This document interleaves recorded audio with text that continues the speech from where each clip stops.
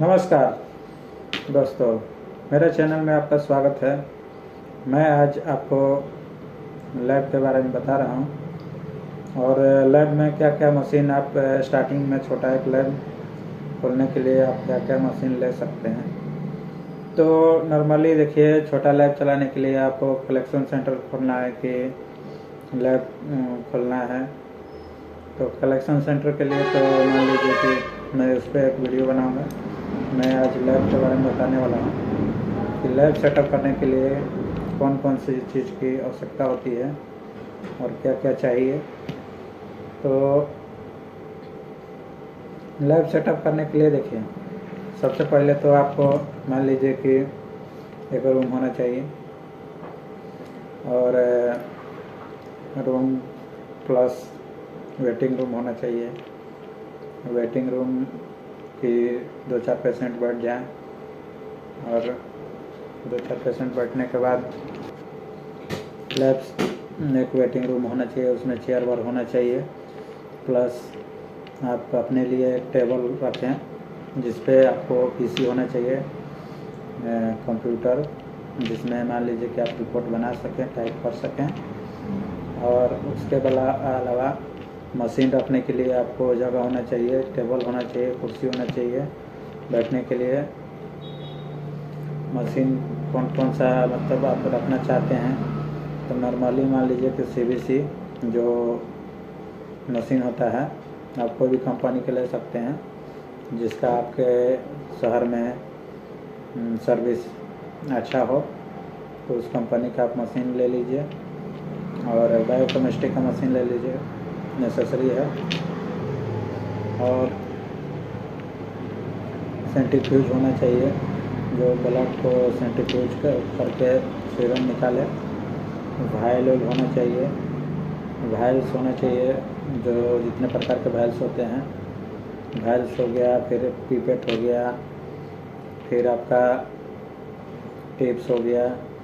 तो सारा जैसे वायल्स हो गया, टिप्स हो गया, कॉटन हो गया, स्पिरिट हो गया और टेस्टिव हो गया, सब रखने के लिए स्टैंड होना चाहिए। एचबी करने के लिए आपको, मैनुअल करने के लिए साइल मेथड से, उसके लिए भी आता है छोटा सा बॉक्स, एचबी बॉक्स, वो ले लेना है। फिर जैसे टिश्यू हो गया, फिर रोटर हो गया, इंक्यूबेटर हो गया, फ्रिज हो गया, मस्ट है। और यूपीएस बैटरी आपको चाहिए। और मैं बता दूं आपको कि जैसे कि इन्वर्टर, बैटरी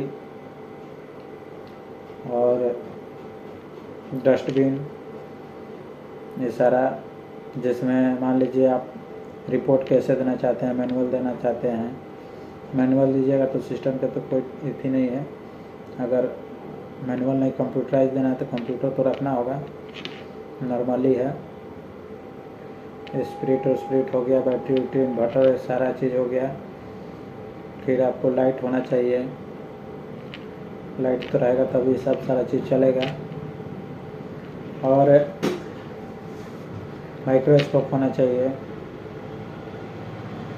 मशीन ले चाहे नहीं ले, कम से कम मान लीजिए कि बजट उतना नहीं है मशीन लेने के लिए, एक माइक्रोस्कोप ले लें, एक सिस्टम ले लें, सेंट्रीफ्यूज मशीन ले लें, आप इंक्यूबेटर ले लें।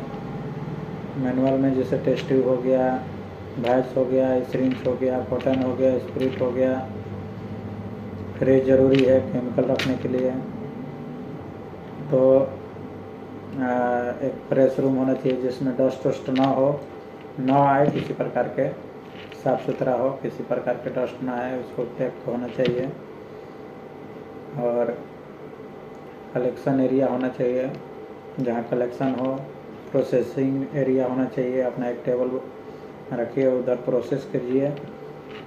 और कलेक्शन के लिए मान लीजिए कि आपको सिरिंज, वायल तो चाहिए, कॉटन चाहिए, स्प्रिट चाहिए। और ये सब ट्यूनिकेट चाहिए बांधने के लिए, तो आप जाके एक लैब सेटअप कर पाइएगा। बहुत ही सारी चीज़ है। मशीन रखिएगा तो उसके लिए फिर अर्थिंग चाहिए, तो बहुत सारा प्रोसेस है। लैब में बहुत सारा आवश्यकता है। आप खोलिएगा तो लैब खोलने के लिए क्या क्या आवश्यकता होती है, मैं इस वीडियो के माध्यम से आपको बता रहा हूँ। तो आप ऐसे जाकर लैब खोलिए, मैं बताऊंगा और क्या क्या मशीन ले सकते हैं। बहुत बड़ा बड़ा मशीन होता है।